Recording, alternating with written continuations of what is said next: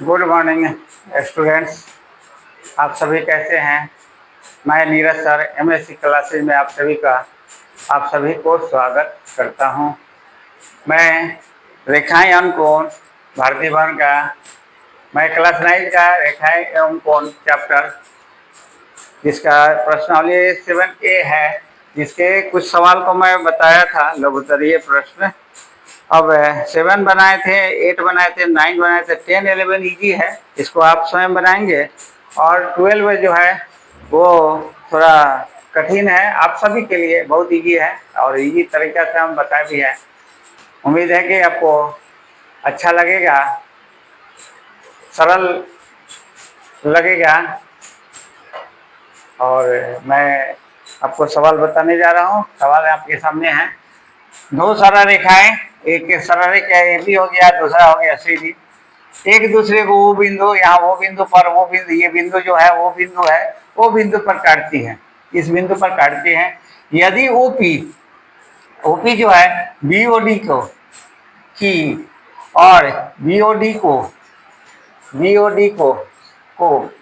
BOD को और OQ जो है एओसी को समद्विभाजित समद्विभाजित का मतलब ये एंगल और ये एंगल बराबर होगा, ये एंगल और ये एंगल बराबर होगा। मान लीजिए कि ये 60 है तो ये एंगल 30 हो गया, यानी कि ये एंगल जो है इस एंगल का आधा है, या ये एंगल जो है इस एंगल का डबल है, या इस एंगल का डबल है। एओक्यू जो है वो एओडी जो है वो एओक्यू का डबल है। वही यहाँ लिख दिए, एओडी के जगह पर हमने एओक्यू लिखा है, उसका डबल।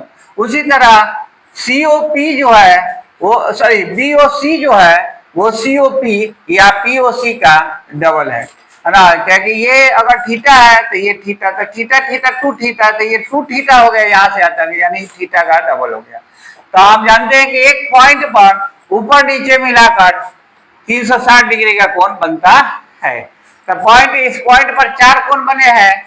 एक बना एओडी, फिर बना डीओबी, एओडी, फिर डीओबी, फिर बीओसी और सीओए।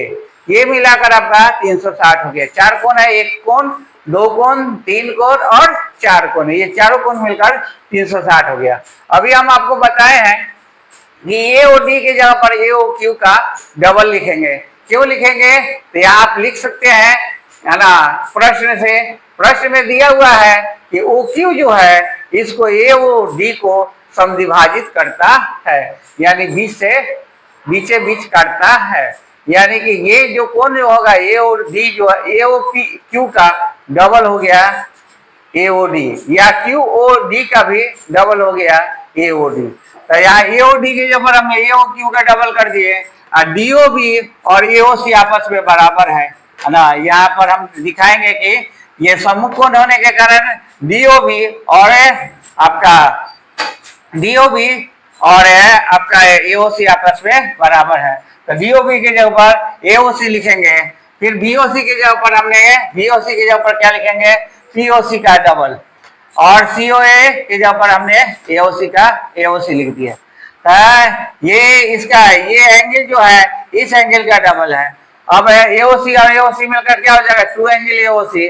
अब दोनों तीनों में 2 कॉमन ले लिए तो बचा एओक्यू, फिर एओसी और पीओसी, मिलकर कितना हो गया?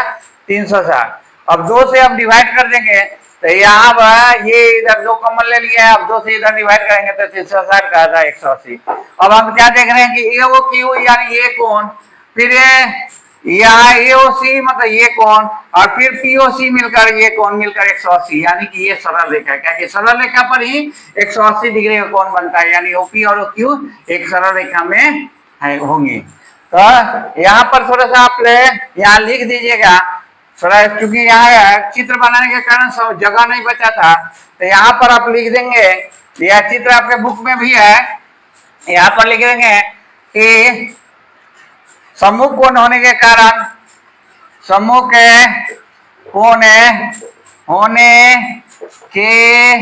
कारण डीओबी इक्वल टू एओसी, तथा प्रश्न से एओडी बराबर 2 एओक्यू तथा तथा VOC बराबर 2POC।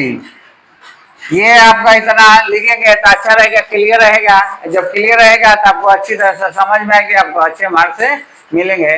तो मैं आपको ये एक सवाल बनाया जो अब है इसके, ये 7A का लास्ट सवाल था। अब आगे के क्लास में आगे के सवालों को मैं बताऊंगा और कुछ थ्योरमों को सॉल्व करूंगा।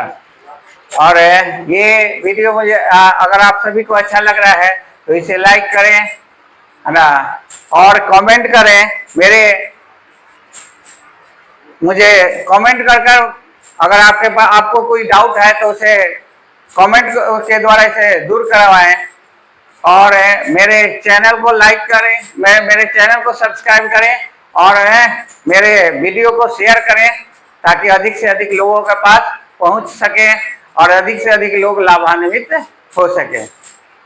अब फिर मैं अगले क्लास में आपको सभी को से मिलूंगा और फिर आगे सवालों को बताऊंगा। थैंक्स।